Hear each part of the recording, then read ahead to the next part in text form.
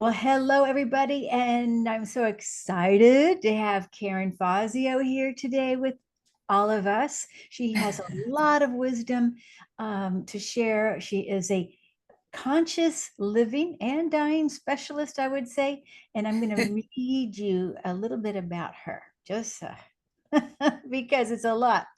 Okay, Karen Fazio is a gerontologist, holistic health practitioner coach, graduate of the Hypnosis Motivation Institute for Hypnotherapy, and a HeartMath certified trainer. Wow. Okay. And you're passionate about contributing to the community through education, holistic coaching, and support. Since 2012, Karen has been teaching gerontology courses in Aging Studies graduate program, as well as teaching stress management in the public health department at California State University.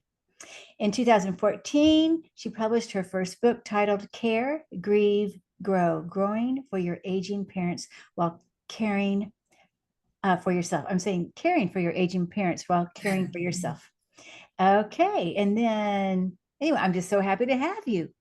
Thank you. Thank you, Kim. Thank Thrilled you. to be here. Oh, Absolutely. yeah. So we're going to have a little conversation today.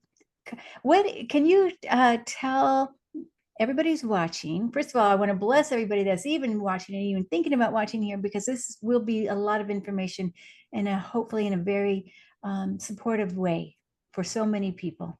So, what is conscious aging and dying, Karen? And living, And right? living, living And and dying. living for sure. Yeah. And I think what people are most familiar with is mindfulness or mindfulness practice in, tying that together with the practice of conscious living, just bringing that non-judgmental awareness to our lives, to the present moment. Very often, mindfulness involves meditation. For some people, it may be yoga, stopping to take a deep conscious breath, but living intentionally, being in the moment. So important where we are now, right? Because I think many of us can go in many directions, including myself, many directions of here we are in this new era. Basically, it's kind of a new Yeah, era. Yeah, and a lot of us absolutely. are aging, right? Is it the biggest population now? Is the aging population? Absolutely. Every day, not to pull a statistic out, but it does surprise people. Every day in the United States, 10,000 people turn 65. Wow. Wow. So, and even if you're a day old, you're aging, right? Everybody's aging. That's the question that I asked my college students on the first day. Who here was younger today than they were yesterday? So I really think about aging as our life experience and the trajectory that we're on, and what are we doing with our lives day to day, building hopefully a foundation for a loving, beautiful life where we are happy, productive people. Yes. So, It's in, thank you for bringing this whole up, because I know me, I'm included in this. Like, I'm a little worried about the future in my aging process. So, you know, yeah. I mean, I think most of us are.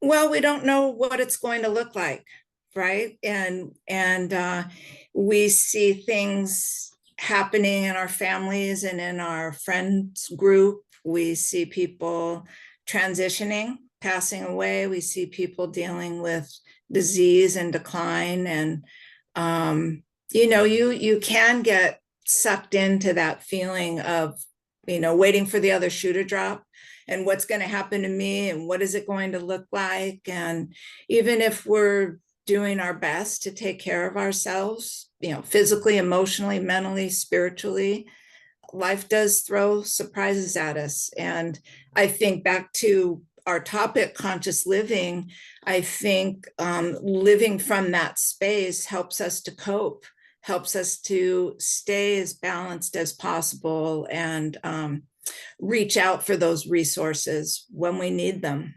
Yes. Whatever those resources are in our lives, people, modalities, tools, but those things that get us back to that safe zone and feeling like everything is going to be okay. And I like the idea of the mindfulness, because to me, that puts you back to your soul.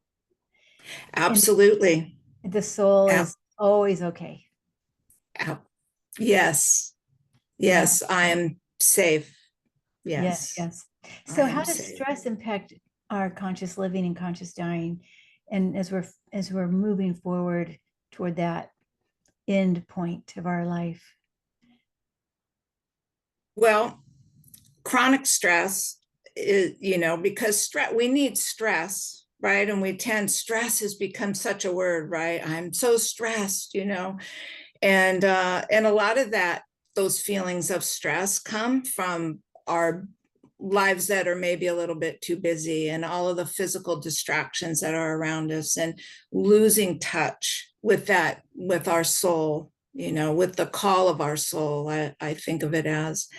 But that chronic stress, that wear and tear, where we're actually stuck in fight or flight, right? Like there's an emergency, my life is being threatened, is destructive to all the systems of the body. So we can get stuck in fight or flight for all kinds of reasons, right? Worrying about health, worrying about other people, fear, right? It's back to what we, especially if you're on a spiritual path, am I in fear or am I in love, right? And when we're feeling that chronic stress or that fear, it's making that conscious choice to bring ourselves back to love, whatever our modality is. If it's meditation, yoga, as I said, exercise, being in nature, prayer and contemplation, but just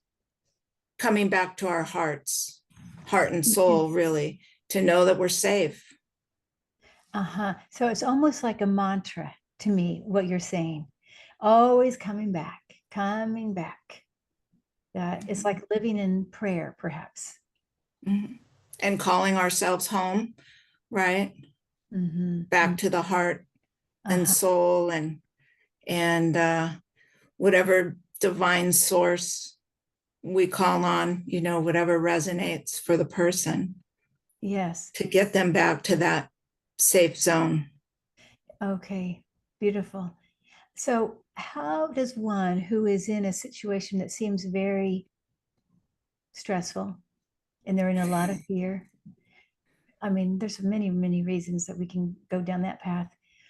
How would you recommend somebody remember going back to that? I mean, because if they're so far off and so far stuck into a pattern of fight and flight, what's an easy thing we can do? Well, maybe see, I don't know if it's easy, but something that we can do that will help us remember who we are. Yeah.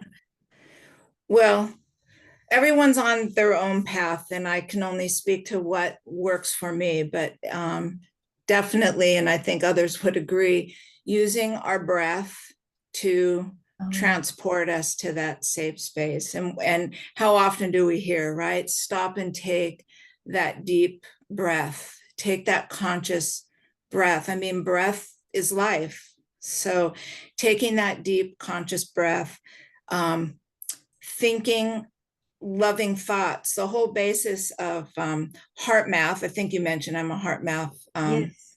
I love that practitioner. program. You should tell us about that too. Yes.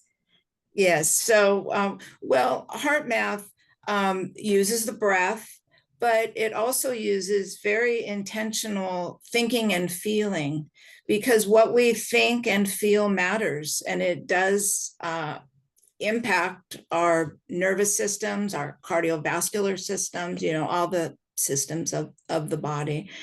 And the thing about HeartMath is you don't have to use HeartMath's technology for it to work.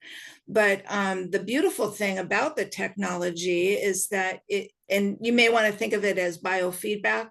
It's connected to your computer and you have a screen, and it's connected to your earlobe. There's a little device that connects to the earlobe, and it's actually measuring heart rate variability. So not just your heart beating, but you may want to say the quality of your heartbeats or the music in between your heartbeats. Uh-huh. And HeartMath likes to use the word coherent Yes. when you're, coherent or in balance. And so by using that technology, you can actually watch. I'm oversimplifying it a little bit, but it is simple and beautiful. So don't need to overcomplicate it, but you can actually see on the screen your heart rate variability changing. If you're very stressed and you go into that conscious breathing while you're feeling whatever transports the person to feeling a space of love. Maybe it's being with their beloved pet, or maybe it's when they gave birth to their first child, whatever it is, nature, whatever it is for that person, really feeling that compassion, kindness, cooperation, peace, all the beautiful the words that evoke those wonderful feelings. You can actually see your heart rate variability change on the screen from maybe a real jaggedy look to a very smooth look.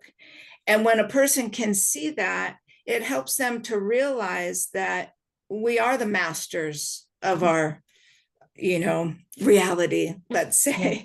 But Yes. definitely we do have control over our emotions, and there are things that we can do. So that certainly works for me.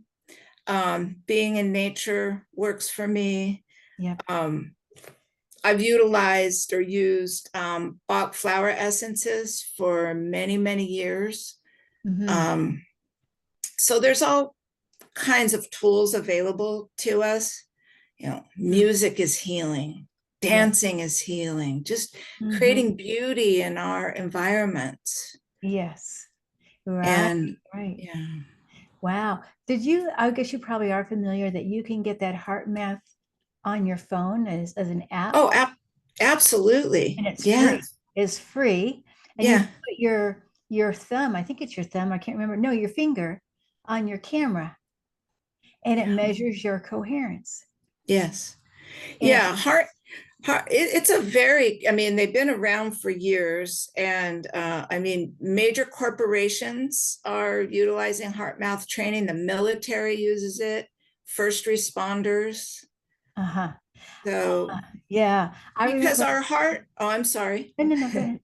Yeah. Oh, I was just going to say our heart can be beating really fast. We can be, really amped up, but still in the flow and still doing something that we're really good at.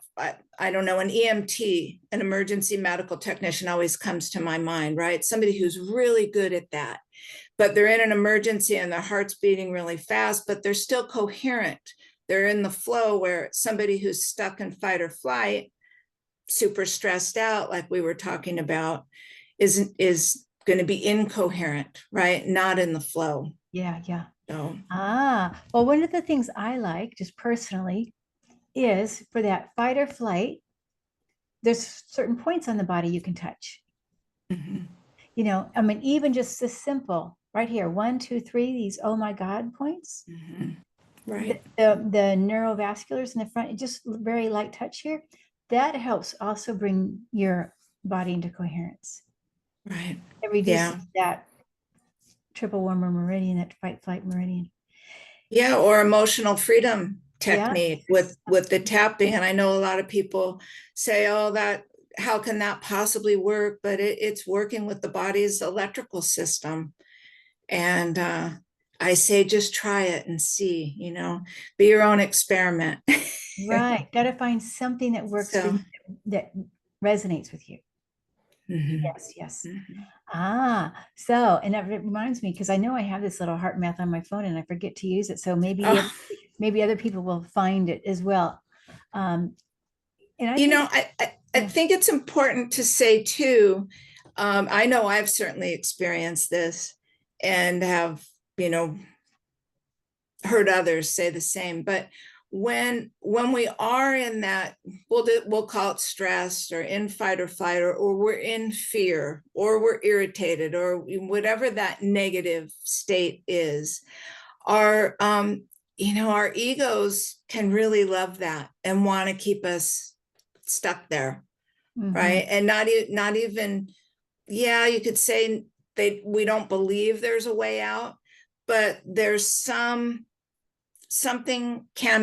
familiar about perpetuating the negative thinking. Mm-hmm. And I think doing really making that conscious, there's the word again, conscious, but making that conscious choice to pull ourselves out of that. For Yes. me, it works to say, ego, thank you for sharing, step into the light and be transformed. Uh-huh. I like That that. works for me. Yes. But this also reminds me, um, many of us have been in this fear for centuries. And what they call the veil to me is almost like that matrix of under the veil, that world under the veil. And then now that we know we can open up our awareness to a new world, this is another way, even just imagining you're opening that window or whatever, stepping out to that new world, and we don't have to be in the fear from Yeah. whatever dogma we heard or brainwashing or whatever. Now we can move away from that. And it's Right. conscious. Right. And when we do make that conscious decision to see beyond the veil, or let it, dissipate in our own time, and awaken to the reality that we have so much to look forward to, and that we're so much more than our identities in this lifetime, and Yeah. our names and our titles and our bios, right? That we're souls that have been journeying for eons, Yeah. and this is a small part of it, and that then it becomes very exciting, Yeah. again, when we remind ourselves, I have so much more to look forward to. I remember being a very young child, and not even really, I mean, I hadn't experienced anyone dying yet or anything like that. No one had talked to me about previous lives or anything like that. But I remember I started, when I'd get stressed or worried about something, like something had gone wrong, I'd say, well, what's the worst thing that can happen? And then in my mind, I'd say, well, I could die. Well, and then I'd have this feeling, well, I've done that before. It'll be okay. Yeah. Yeah. And there's such an innocence in childhood, right? Before we forget everything, Yeah. right? Yes. So how do we let go of the fear? I mean, well, besides the tapping and all this, I mean, mainly also about the conscious dying, because there is a lot of fear around death. And to become Yes. more conscious, and I think this is such an important topic to, as we consciously die versus just letting or giving up, I'd say, but we can move into the light consciously. Right. Giving up. And yeah, in that fear of, I don't want to know what's going on. Maybe the person even says, I don't even want to know if I'm dying. Or they deny it right till the last breath, or, as long as they're conscious. It's so true. But, it's a process. It's certainly not an event. We're all a work in progress. I know myself, I want to go home as clear and peaceful as possible. And when I think about that, I think about having forgiven myself, forgiven others, Yeah. really come to that place of peace. And I think that these modalities like meditation and contemplation and yoga is big on this, I think a big gift in those modalities is when we can have those experiences of altered states of consciousness, Yeah. that's when we realize that we are more than our bodies and that we are eternal. And that helps to dissipate a lot of fear. Yes. Uh, and I'm sure you're aware of this, but it's becoming more and more common now for people. And I have never done this, and I know there are criticisms against this or cautions against this, but more and more people are having psychedelic experiences with magic mushrooms and ayahuasca and these really top-notch research studies. I was just reading one last week. John Hopkins did a study, 3,000 participants on using psychedelics to help alleviate the fear of death. Oh, wow. And this is done on people who have been diagnosed with terminal illnesses. And the results were phenomenal in regard to it actually working to alleviate the fear of death. Uh-huh. And again, all the things we're talking about in the spiritual journey and these modalities and everything just help us remember who we really are. Right. I think that's a big key. Yeah, so for like practice runs, right? And I mean, even like Yes. sonic journey, that's another way to go across the veil through the drumming, through that altered state of consciousness using a drum or a rattle or whatever, moving through. Now, I think that's great. I'd love the idea, even guided meditations as people are, Oh, in that consciously dying phase. well, we're hearing more and more about death doulas, Yeah. people who are trained to be with people and their families Yeah. as the person is not only when dying is imminent, but through that lead up to Yeah. that process, Hmm. and whatever's appropriate for that person. But really preparing. I mean, our culture doesn't teach us to, our Yeah. traditional culture anyway, Right. teach us to prepare, right? We're taught, don't talk about that. That's a negative topic. That's dark. Right, right. Oh, yeah. And They don't want to see the angel of death. I mean, I can't tell you how many times somebody said, I don't want any angels in my room because I don't want an angel coming to take me. I'm not ready. right. Or the family say, oh, no, we don't want any angels in here. I, It's like that's not the only reason they're coming, right? To take you away. well, true. And if the person has, depending on their religious background, but if it has been one based in fear I volunteered and did an internship with hospice years ago, and it was amazing to me, surprising to me, and a little bit sad to me that some of the most religious people were the most frightened. I know. I know. And if you've been raised and lived your life, with a threat of violence and punishment, I mean, that's never helped anybody rise to their highest potential, right? Right. Spiritually or otherwise. That's right. And so I see a trend, and maybe it's just where I'm focusing, right? What we focus on grows, but I see a trend toward um, really fostering love and fostering the concept of a loving creator. Mhm. And I think, even the most traditional churches are moving away from messages of fear. Maybe that's my hope, I but don't know. I'm not positive. I think what's happening, my thought is, because their membership is going down yeah, in yeah, traditional churches, and mostly probably because of all the fear. People are, yeah, this is what, as we say, waking up. They just opened the door to another world, and they realize that they yeah. don't need to be um, treated that way. You know, Yeah, not only treated that way, or that maybe the message is very limited and yeah, shallow, yeah, and doesn't resonate with them anymore. And it's like this right. feeling of I want more. I know there's more, Yeah, you yeah, know. for sure. Also, now I want to say, even, I know we talk about death of doulas, but I think in hospice too, people have that opportunity to expand in consciousness. It's, it's not even the chaplains in hospice, they're not limited. They don't preach a certain religion. Right, right.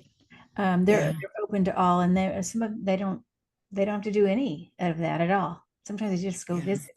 So that's lovely, Yes. you know. Oh, absolutely. My father, my dad, had a beautiful crossing over. I love to say he died with love on his lips, because his last conscious words, or his last words before he fell into a coma, where he went around the room telling each one of us, I love you, I love you, I love you. And he woke up a little bit here and there, even the morning of his transitioning. And I just laid there next to him and was coaching him through, and it was such an honor for me. I mean, it is such an honor and beautiful experience to be with the dying person, because you can just feel, as you say, that veil opening. Yeah. And it's almost like, when you're helping somebody do that, you get to visit for a little bit. My watch actually stopped when my dad crossed over at that Wow. at that No, time. I know. I mean, definitely. I mean, I know some people may not like angels, but they are there. And they're in all religions. It's not just a particular religion. They're out throughout the world. Angels are. Um, Absolutely. yeah, Yeah, yeah. absolutely. And then you look at also all the NDE experience, those people on YouTube now. I mean, there is an explosion of people talking about their near-death experience. And like, oh my gosh, I love I to watch know. this. Oh, I watch them all the time, and I keep recommending them to people. In fact, I have at least one or maybe two of my favorites on my website. But I am always fascinated by, some people are afraid to watch them. Oh, wow. And some people, like you and I, take great comfort in watching them. And again, it reminds us. I know, as I'm watching those, listening to those stories, I mean, I really am present with it. Yeah, And I feel like I get to visit the other side, the other realm, when I'm right. listening. And it reminds us, oh, Yeah, yeah, I remember that. uh-huh. Uh, Absolutely. I remember that, Sure, sure. so. Right, right. No, I mean, I go back to the shamanic journey because I think that can be very powerful when you don't have to use drugs, any psychedelics, Right. and you can move through whether it's meditation or this journey. One time I was doing it consciously, practicing to see where I would go when I would die. And it was I mean, I would call it kind of like a near death experience. I was Mm-hmm. in the stars quickly, shooting. I mean, the stars were just whizzing by. And I knew there was a presence by me, but I didn't see who it was. And this is all very quick. And I saw healing centers, and it's like I visited different ones. And so no, I that actually helped me, Yes. to have that. Absolutely. I know this is nothing that I do consciously or intentionally. It happens spontaneously for me, but about 4 times in my life, I've had these, I call them spontaneous out of body experiences while I'm in that twilight sleep, usually in the early morning hours. Yeah, And I'll deeply meditate to try to go back to sleep, actually. But it's like this roaring sound that I hear internally, and I'm like, oh, here I go. And same thing. So I go out of body, and it's, if I were to describe to you, it's really like I'm traveling on a timeline. And if I were to describe, like, one time, I'm pretty sure I was in Cuba, and it was like an outdoor cafe, and nothing special, right? However, what is special is, whenever I've had these experiences, everything around me, the people, the seemingly inanimate objects, everything is vibrating with love. yeah, As soon as we leave the body, anything, we realize that's the true reality is love. you're right, right. I mean, down to the simplest little thing. It's all you like people say when they've had NDEs. Everything is love. There's nothing to fear. It vibrates. And it's our illusion or Yep. the fear that blocks us from knowing that. Yeah. So easy to say, right? It's easy to say we still have to live our grounded human lives Mm-hmm. and get things done and perform and do be responsible and all of that. Yeah. But we can bring that connectedness to those mundane tasks. Yes, yes. And I know for some people, they may never have had the experience of everything vibrating, or they don't know what it likes to do in astral travel, or you know what I mean? So this is where I think we have to, in a practical everyday, just as you're saying, practical everyday tools for anyone to use to Absolutely. be more Yeah. conscious about our living and our dying. I mean, yeah, Yeah, absolutely. And because it isn't the things that we're talking about. And I think we're seeing this happen. We're having more and more researchers and scientists and doctors talk about near-death experiences. There's a few from doctors. yeah, One that, right, at least one that was a complete atheist, didn't believe in anything. right, right, sure. And now she's written a book and is out there talking about it. But right, I think if it's not just airy fairy, as they say, or that we're sitting on a mountaintop saying, deny the things that we have to deal with in human life, Yeah. but that How do we we, can yeah. bring that to life. Yes. So when for those who we all have tragic experiences and traumas in our life. So how can we use that? Use those things as we're aging gracefully and consciously. How can we use that to feel better about what's happening to us and, to our life? Yeah, well, I really believe that transformation, or at least the opportunity for transformation, happens during the most tragic of times. Oh yeah. It's it's what's True. the quote from Rumi? The wound is where the light enters. Yeah. Yeah. And so if we are courageous enough to really allow ourselves to feel that deep grief, or whatever the emotion is, usually comes from loss, Yeah. usually comes from loss. But rather than blocking it and trying to soldier up and move on, because again, our culture does teach us to do that. Get back to work. What do people get, like 2 or 3 days off work for bereavement? I Mm-hmm. think it is. Mm-hmm. Like, or gosh, it's been a month. Aren't you over this yet? Whatever. We're not really groomed to grieve Yeah. and to honor what we've lost. And I mean, life really is about navigating the losses, whether it's loss of a person, loss of a beloved pet, loss of bodily function, loss of a hobby or a sport, because, for whatever reason, we're a job, we could go on and on here, but Right. we're always, navigating and coping with that. So I think truly honoring where we're at and allowing that deep grief to emerge. And often with that deep grief, it gives us access to that a deeper part of ourselves, and we grieve a lot of other things, right? Other losses that have been buried from long ago come up. Right. Right. Yeah. Cumulative. Absolutely, Yes. absolutely. Right. And there is no one way to grieve, right? It's however you want to, whether it means making 100 model cars or whether it means, hiding in your bedroom for a month or what. Absolutely. Uh-huh. Yeah. Yeah. Well, maybe hiding in your bedroom and going out a little bit to do something. Right. I mean, there's a Asking for point. support. there's a point where, some of it can be, you need help, to Yes, ask for help. Right. absolutely. Even to remind the brain. I mean, sometimes people need medication to remind the brain, what it feels like to not be depressed or, Right.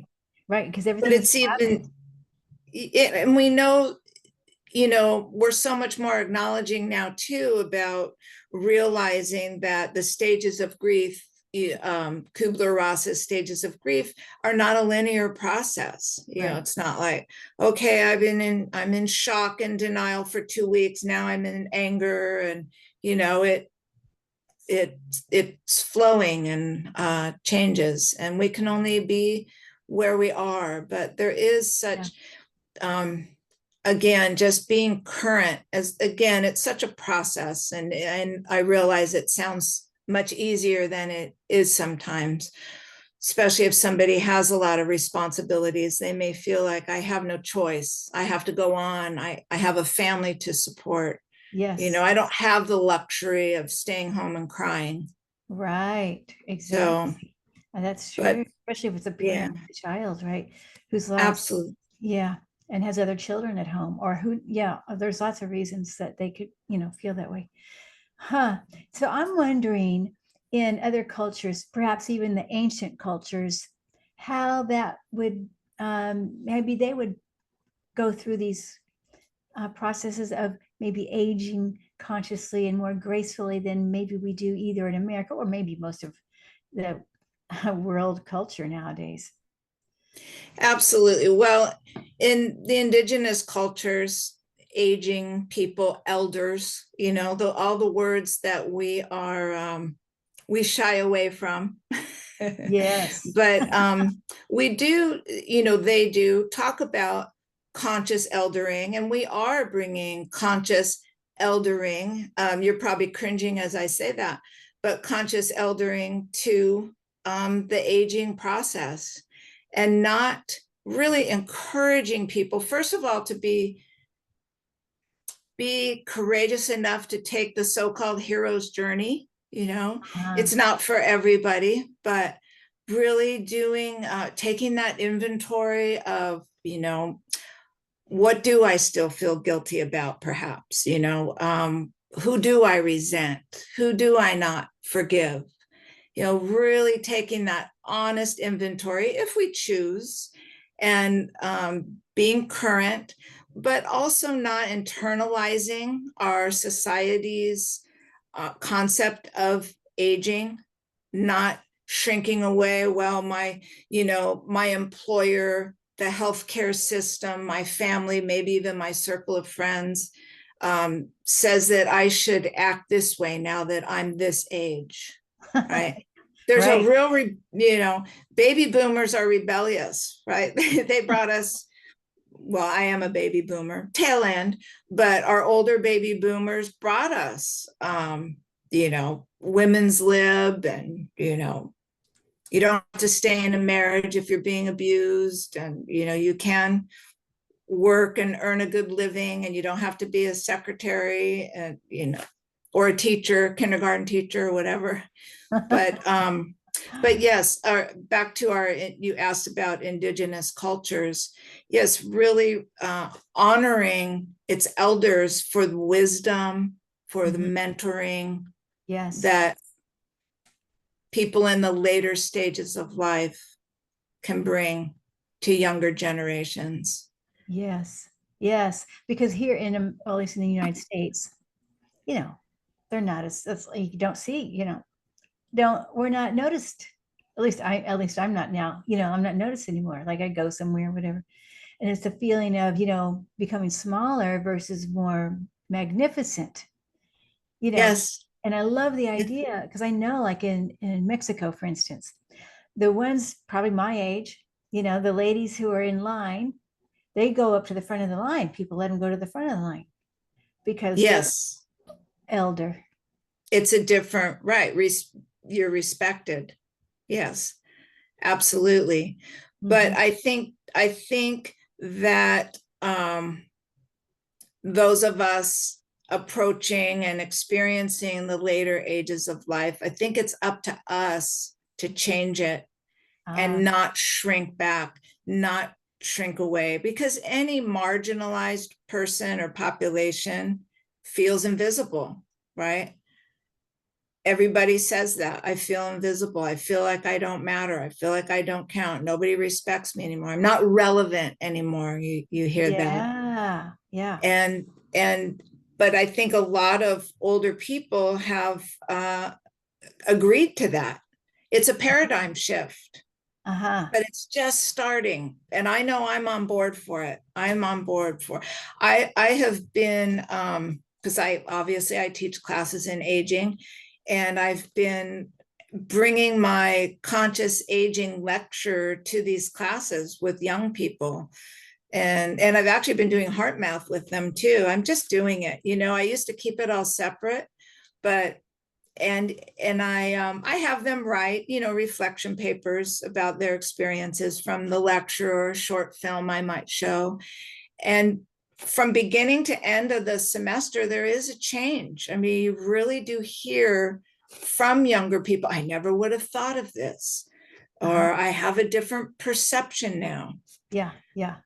Well, even this conversation that we're having, to me, gives me more confidence and more hope in a way, and I can't say I'm not afraid of every little thing, but I feel like I want to be in the bandwagon for the rebels. Good.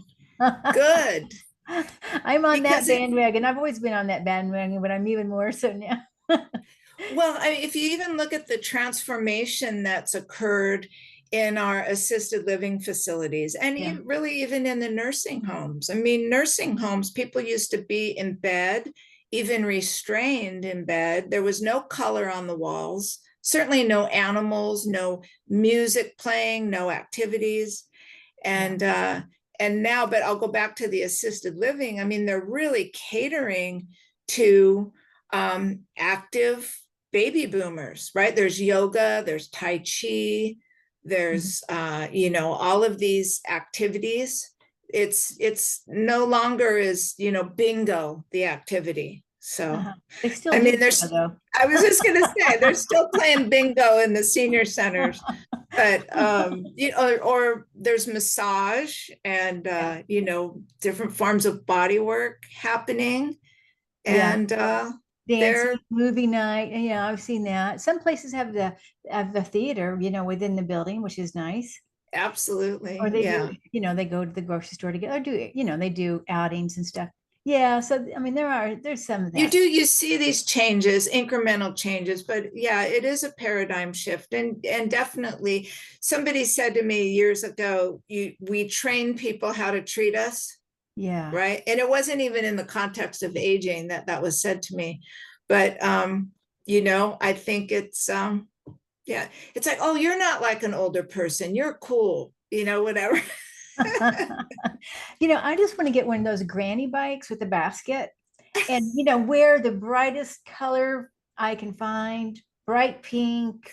I doubt you're ready for the granny basket. Oh no, I'm looking for one right now. I mean, because I had the triathlon bike. I'm still on my road bike, my regular, it's not electric. There's no battery. I want to get out and ride my, but I'm a former marathon runner, and I still run. People, you're getting older when people go, "Are you still running?" But can you hear me? Okay. Right. But I know I get a little defensive internally when I'm out running and somebody says, good for you. And it's like, what do you mean good for me? Right. Oh my gosh. I know what you mean. Because I do things too that maybe not, and I'm not quite 65. I'll be 65 in July. But over the weekend, I power washed my driveway and my sidewalk, and I painted my sidewalk. And I mean, even though when I was done, I could barely move my hands, but it's still, I was like, I'm happy, Doug, that I got to do that. Absolutely. And, back to this conscious living, conscious aging, and all of that it, as people, not that you're there yet, and nor am I, but as people do have disabilities or limitations, whatever they might be. Yeah. Human beings, we're wonderful at adapting and compensating and all of that. But as youth fades away, the focus can turn consciously inward. Yeah. And there's great opportunity there for Oh, yeah. spiritual growth and just a Right. beautiful blossoming of the person's personality and spirit. That's right. Oh, Absolutely. And I always say two things. One is we become more like ourselves as we age. yeah. And then Yeah. another thing I feel is our body, even as it gets, you know, settles down a little more, our Mhm. spirit body gets way bigger. Yeah. And Yes. this is that light. This is how we bring in the light. And especially like right now, I mean, maybe this is why all the baby boomers are alive now, because at the Yeah. same time as the earth and everybody is awakening. Yeah. Going to escort the era in. But yeah, you see and hear all the time people who've retired and they're no longer distracted, or immersed in the business world, whatever it was, and all Yeah. that busyness. And they realize they go back to a hobby that they had, or they discover they're creative and, oh my God, look at this beautiful art that I'm creating, or whatever it is. They start taking Yes. classes in Yes. personal growth or reading books that Yes. really foster. Oh, um, absolutely. yeah. Right? Hmm. I mean, for sure. Uh, yeah, the art. I mean, last night I was working with a group, and it was a man, one of the men that I was working with, surgeon. He's a surgeon. He's pretty young, but he's all of a sudden decided he's going to be a medium. Oh, And like yeah. he's going for it. Yes. I don't know if he's going to actually retire from being a surgeon, but the thing is, it's just, we are moving. We're going from whatever we think of as normal to this Yeah. whole spiritual world. Right. And it's being accepted more and more. And as people are courageous enough to be on YouTube, like yourself, and talk about these things and be open about it, then, it's just like taking a candle and lighting the next candle and the next candle and the next candle, or nudging the person next to you, awake that may still be slumbering, hey, it's time to wake up. And Yeah. it's really, really happening. And it's beautiful. I wonder, back to the surgeon, has he had visitors while he's in surgery, Oh, that from the I other? don't know. Maybe. Yeah. But when, Yeah. because I didn't know this about him, and I was working with him, on a psychic intuitive level, and I could see his hands were green with goo. And I knew he had healing hands. And then afterwards, he said, well, I'm a surgeon, but I'm going to be a medium. And I didn't even know that about him. Yeah. But yeah, no, he he was I all know. Yeah, it's amazing what, lies within people. I was teaching a psychology of aging class, and there was a woman in there. I think she was in her later 70s, and she always wore this amazing, beautiful jewelry. yeah. Costume jewelry, but bracelets, always the beautiful big necklace. And so I said to her one day, it was a pretty big class, so I didn't get a lot of one-on-one contact, but I said to her one day, oh my goodness, your jewelry is just like so beautiful every time I see you. And she says, I made all this jewelry. And of course, I was like, you're kidding. And oh my gosh, it's so beautiful. And she said, actually, I was a CPA. And she said, I had never done a piece of art, anything creative in my life. I was completely left brain. And my husband died. And I was so grief stricken. I retired. I couldn't even focus to do my work anymore. And I basically was crumbling. I didn't know how to put one foot in front of the other. Mhm. And she turns to the woman next to her and she said, and I decided to take this lovely lady's class in making jewelry. Wow. And I never made anything, but I thought I was desperate. I had to do something. And that's how it all began for Wow. her. Oh my gosh. Yeah. Yeah. Oh, I've heard other stories like that too. Yeah. Social work, Yeah. becoming an artist, like famous almost, like, Wow. yeah, different. Yeah. Wow. So, yeah, I think it's just embracing our lives and ourselves for where we're at and not trying to stay stuck in middle age when you're 75 years old, right? Because that's what we're sort of trained to do, right? Oh my gosh, just pretend you're middle age. Let's not even acknowledge that there's an older age. So, Yeah. I, so Yeah, I love I yeah, I used to work for the Council on Aging, and I had to go do one of those health fairs. And the people, I had just started there, and they warned me, nobody's going to come to your booth because it says the Council on Aging on the table. And I said, oh, come on, and they said, no, you'll see. And sure enough, I got all set up, had the beautiful tablecloth, Council on Aging on the front, and I had all my materials about our different programs on top of the table. And I'm standing there, smiling, trying to say hello to people. And literally they walked all the way around that table. And one man said to me, I have a question for you. How do we avoid it? He goes, Council on Aging, how do we avoid it? I said, you die. That's how you avoid aging. Oh, yeah, yeah, yeah. I told my friend today, well, I'm going to lose my 5 pounds and get rid of my wrinkles when I cross Heaven's Gate. In the meantime, I'm just going to carry it with me. There you go. Mhm. There you go. Is there anything else that you want to share before we close, Karen?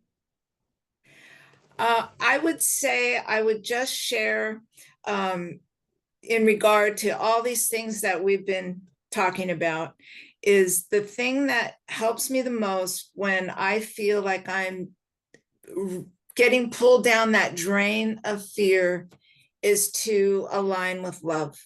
Mm-hmm. I felt like I had a guide come to me one day and tell me, if you align with love, there's nothing you need to worry about. Your heart will tell you the right thing to do. Yes. Oh, I love that. So thank you so much for leaving us with that beautiful message. And all of it has really been beautiful. And I'm very excited now in this phase of life. So Good. thank you so much.